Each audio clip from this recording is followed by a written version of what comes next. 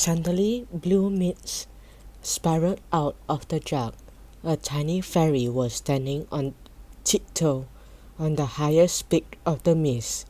She was wearing light blue scrubs decorated with rainbows and clouds, and her long dark hair gleamed in bright hospital lights. "I am Maryam, the nurse fairy," she said. "I am glad to meet you, Rachel and Kirsty."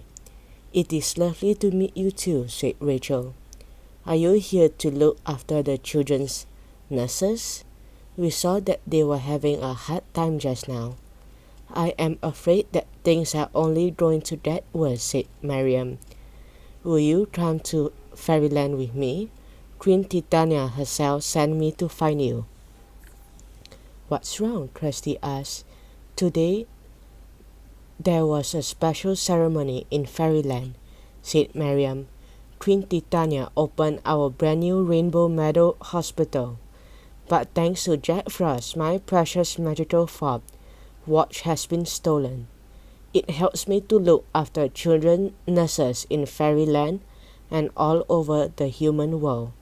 I make sure that they have enough time, love, and energy to do their job. Without it, I cannot help them." Rachel glanced back around the corner.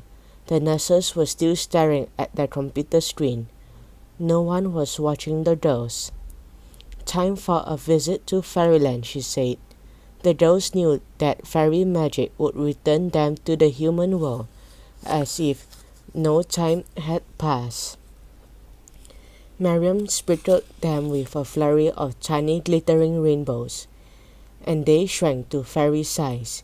Pearly wings appeared on their shoulders.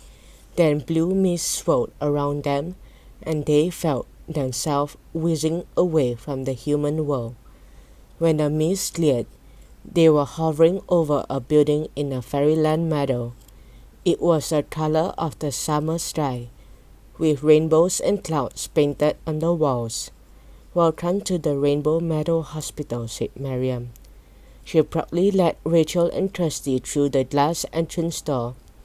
The first thing they saw was a rainbow-shaped nurse station. Two of the helping fairies, Perry and paramedic fairy, and Martha, the doctor fairy, were standing there with Queen Titania, while fairy nurses fluttered in and out of the wards. Crowds of fairy guests were milling around the waiting area, talking in low, worried voice. The Queen looked extremely relieved to see Rachel and Kirsty. "Once again, we must call upon your help, girls," she said, smiling. Rachel and Kirsty curtsied. "We will do whatever we can, Your Majesty," said Kirsty. "I hope that you can help Maryam," said Queen Titania. "She is a brave, strong, and caring nurse." "Nurses choose to do a job that puts others first," said Martha. "That makes them very special. We cannot allow Jack Frost to put their work in danger," Perry added. There was a tinkling sound, and everyone whirled around. "Sorry," said a fairy nurse, who had dropped a shining needle threaded with spider silk. "I remember Saffron the yellow fairy mending Queenie's wing with one of those," said Rachel. The second fairy nurse paused by the nurse's station. "I have forgotten which bed my patient is in," she said, blushing. Just then a third fairy nurse walked past, tapping a little bottle with her wand. With every tap, a liquid inside changed color: red, purple, gold, silver. "I know this spell inside out," she was muttering. "I cure the Barnes elf cold every year. Why can't I remember it?"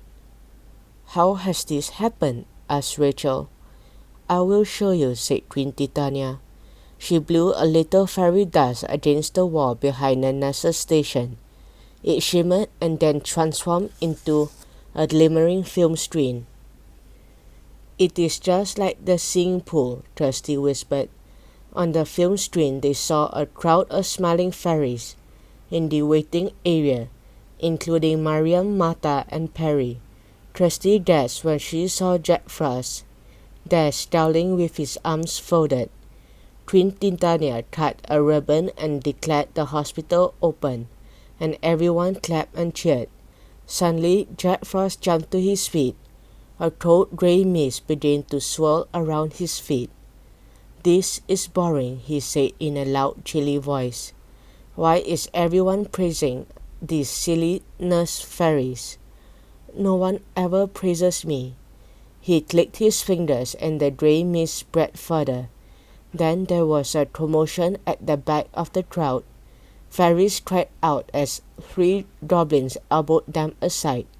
Each one had a colored bandana around his neck, one lime green, one yellow, and one rust orange. "Now things will get interesting," said Jack Frost, chuckling. "Say hello to my naughtiest goblins."